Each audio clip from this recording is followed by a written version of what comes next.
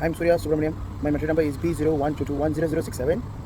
Abstract. This project introduces a microprocessor-based system that monitors occupancy in medical isolation room. It helps prevent overcrowding by counting entries and exits, allowing a maximum of 3 people inside.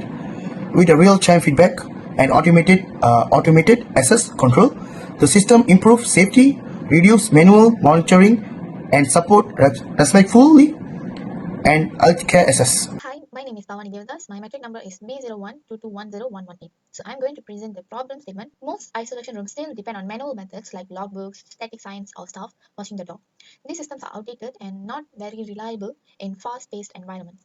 Then, these manual methods take a lot of time and effort, and of course, they can lead to mistakes. In healthcare, even small errors can have serious consequences. Another issue is that there's no live feedback. So it's hard to know how many people are in the room at any given moment, which makes crowd control almost impossible.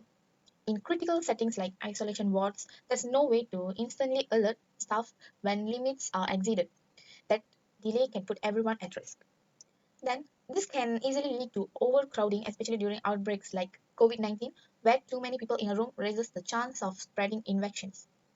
And finally, there's no automated systems to stop people from entering once the room is full. Everything is manual, so the process is slow and inconsistent.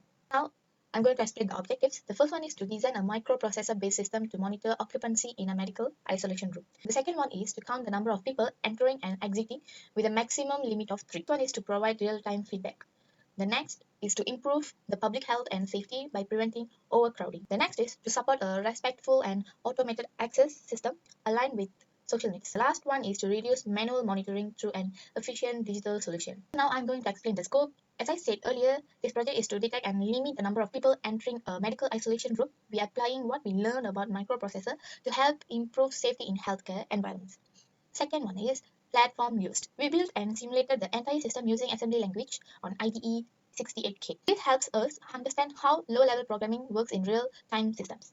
Next, system functionality. Our system uses logic-based control to keep track of how many people go in and out. It updates the count instantly and helps ensure the room doesn't go over the allowed capacity. The next one is display integration. We also included the simulated LCD screen outside the room. It shows the current number of people inside so anyone can see if it's safe to enter. And the next is occupancy limit. We set a maximum of 3 people allowed inside the room at any one time. The last one is importance. This is especially important in isolation wards. It helps reduce infection risk and ensures a safer environment for both patients and healthcare staff. That's all from me. Thank you. Greetings, my name is Suresh. Now I would like to present about the methodology. For the flowchart, when the program is started, the door opened with loops greater than 14 steps, and then the target people walk into the room. If the position of target people parallel with the status box, the notification is yes, the status box blinks and changes to purple color. And when the target people occupied the room, the number of target people at status box display increases by 1. And when the limit is reached, which is 3 out of 3, the display shows the occupancy of the room which is full and the door is closed. The proposed solution for the input is about the door opening, the sensor detection about people entering and leaving the room, and the room occupancy. For the system is the process of the input of number of people entering and exiting and sending commands to display and to the automated door, and the output is displaying the number of people in the room and the occupancy achieved when the doors are closed, and the real-time update to notify room occupancy. There are 5 procedures. Firstly is by starting the EZ68K. Secondly is creating a new file. Thirdly is writing assembly code regarding the sensor signal, real-time data processing, and output control for visual indicators. All this highlights the syntax and memory simulation. The fourth procedure is to compile the code, to assemble the program, and the checking for syntax or logic errors. Then the machine code is generated. Fifth is running the program to execute the code in real time and to observe the simulated output ports and the indicators in the status box of the system. Hello, my name is Sharin Dendran. Today I'm here to talk about a program explanation for our project.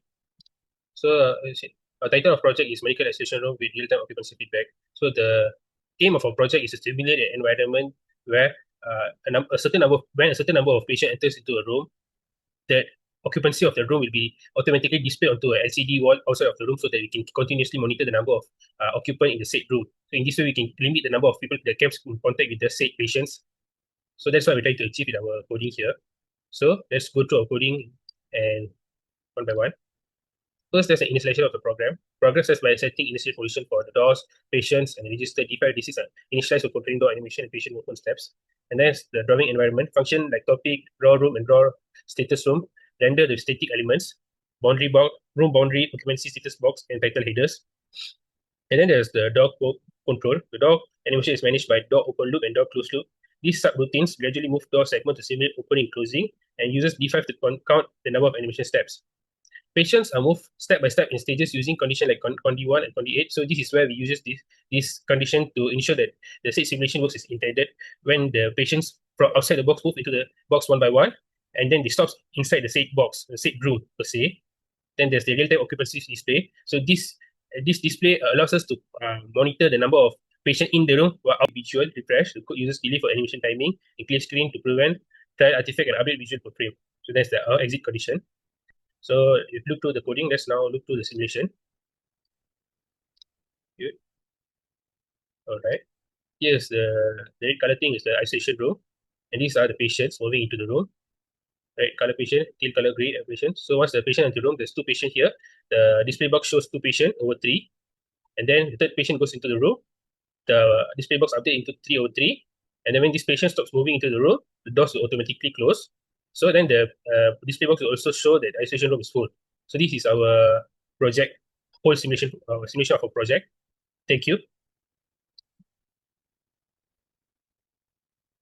Conclusion. The system efficiently manages room occupancy in medical illustration setting by counting entries and exits to prevent exceeding the limit. It aims public health safety, offer real-time feedback, and reduce the need for manual monitoring, boosting and minimizing human error.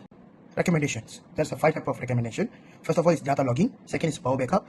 Third is scalability. And fourth is remote monitoring. 5 is integration with other systems.